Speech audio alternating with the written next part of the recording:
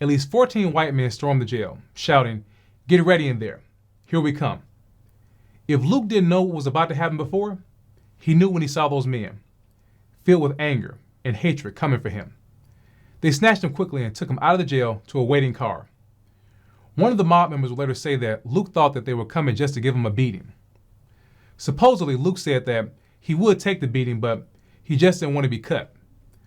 Whether that's true or not, we will never know. But what happened next, we do know. Not from testimony, but from the evidence.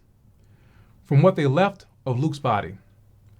Luke's body was discovered 3 days later, floating in the Ohio River, near the town of Ironton. It was beginning to decompose, and what was left of him showed the truth, that he had sustained a severe beating. His neck had been broken. There were marks consistent with a rope being around his neck.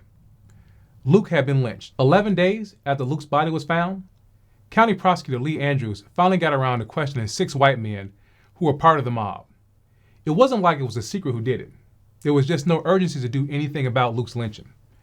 The men were 24-year-old Taylor Napier, 29-year-old Theodore Johnson, 24-year-old Mildred Massey, 20-year-old Lawrence Massey, 20-year-old Clyde Elkins, and 16-year-old Lewis McKee. When the prosecutors spoke to them, they didn't even deny their involvement. They all admitted they stormed the jail and kidnapped Luke. 9 days later, a grand jury was convened, and the 6 men were indicted. But justice was still far off, because an indictment didn't mean accountability. It didn't mean conviction. It just meant that someone had been indicted, and that was all. A jury of the men's peers still had to convict them, and that would be a much taller order.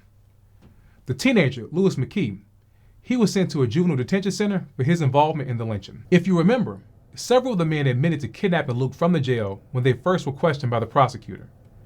But at trial, their attorney tried to walk it all back. They didn't deny what happened.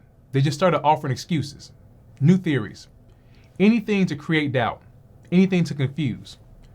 First, the defense argued that the youth had only abducted Luke to run him out of town, but they didn't take his life.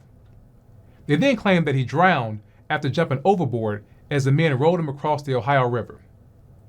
Then they claimed there was no evidence, no witnesses, no one who could say that they harmed Luke after taking him from the jail. After that, they argued that if a lynching did happen, it must have happened on the Kentucky side of the river, outside the county's jurisdiction. And finally, they even questioned whether the body found in the river could be identified as Luke Murray. They didn't just try to escape responsibility. They tried to erase Luke.